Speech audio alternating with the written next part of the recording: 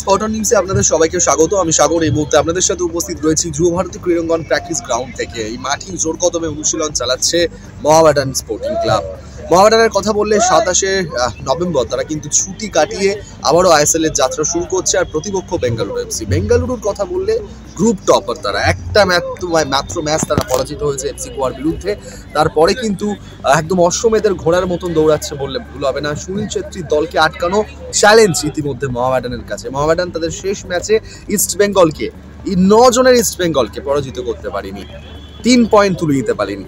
তবে সেই সব কথা ভুল খামতি মাথায় রেখে কোচ চেন্নি সব ভালো রকমভাবেই ঝালিয়ে নিচ্ছে ফুটবলারদের। তবে গুরুত্বপূর্ণ আপডেট যেটা শেয়ার করে নেওয়ার আছে আপনাদের সঙ্গে, অ্যালেক্সিস কতটা গুরুত্বপূর্ণ ফুটবলার দলের জন্য সেটা আলাদা করে বলার কিছু নেই। অ্যালেক্সিস কিন্তু তিনি সদ্যজাত বাবা হয়েছেন, যে কারণে তিনি দেশেই রয়েছেন, এখনো পর্যন্ত দলের সঙ্গে যোগ দেননি। তবে মোহামেডান সূত্র মারফত খবর তিনি কিন্তু আগামীকালই দলের সঙ্গে যোগ দেবেন। এছাড়াও আরও এক গুরুত্বপূর্ণ ফুটবলারের কথা বললে জোসেফ কিন্তু দীর্ঘদিন চোট সমস্যার মধ্যে রয়েছে। ইস্ট বেঙ্গল ম্যাচও খেলেনি, তার আগের ম্যাচেও জোসেফকে দেখা যায়নি। জোসেফ ডিফেন্সের নির্ভরতা দিয়েছে, যে কটা ম্যাচ খেলেছে তারপরে না থাকাতে একটু হলেও ডিফেন্স কিন্তু নড়বড় করেছে মোহামেডানের বললে ভুল হবে না। সেই জোসেফ ফিজিও চেষ্টা করছে যে যত তাড়াতাড়ি জোসেফকে সুস্থ করে তোলা যায়। জোসেফ একটু সুস্থ হয়েছে কিন্তু তিনি পুরোপুরি ফিট না। জোসেফ কিন্তু এখনো পেইন ফিল করছেন, যে কারণে বলাই বাহুল্য শক্তিশালী ম্যাচ বেঙ্গালুরুর বিরুদ্ধেও জোসেফকে পাওয়া যাবে না। আর কোচ চেন্নি সব তার দলে একটু পরিবর্তন আনতে পারেন। ফ্র্যাঙ্কা রয়েছেন, মানজেকি রয়েছেন, দুজনেই কিন্তু ওপরের দিকে খেলে, যেটা আমরা দেখে এসেছি।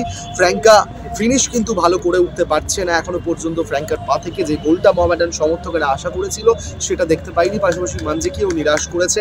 অ্যালেক্সিস কাসিমভ মাঝমাঠে শুরুর দিকের কয়েকটা ম্যাচে ভালো খেললেও শেষের দিকে কাসিমভ কিছুটা নজর কেড়েছে, কিন্তু অ্যালেক্সিস পুরোপুরি মানে যে বাদবাকি দলগুলোর সঙ্গেই পড়েছে তখনই অ্যালেক্সিসকে কিন্তু মার্কিং করেছে, আর সেখানে বিপদে পড়তে হয়েছে মোহামেডানকে।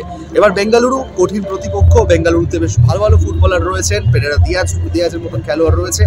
সবাইকে নিয়ে এই সব প্লেয়ার নিয়ে বিশেষ করে কোচ চেন্নি সব কি চিন্তা ভাবনা করছে বেঙ্গালুরুকে আটকানোর জন্য। 3 পয়েন্ট ঘরের মাঠে কিশোর ভারতীতে খেলা, সব কিছুর দিকে নজর থাকবে। তবে তার আগে অ্যালেক্সিস দলের সঙ্গে যোগ দেবে নিঃসন্দেহে পজিটিভ দিক। আর জোসেফের সুস্থ কতটা হয়ে উঠছে ফুটবলার সেদিকেও নজর থাকবে। আপাতত জামশেদপুর ম্যাচ, যুব ভারতী ক্রীড়াঙ্গনে মুখোমুখি মোহনবাগান। এই জামশেদপুরের বিরুদ্ধে 2 তারিখে মোহামেডান মুখোমুখি হবে, সেদিকেও চোখ থাকবে মোহামেডান স্পোর্টিং এর ফুটবলারদের।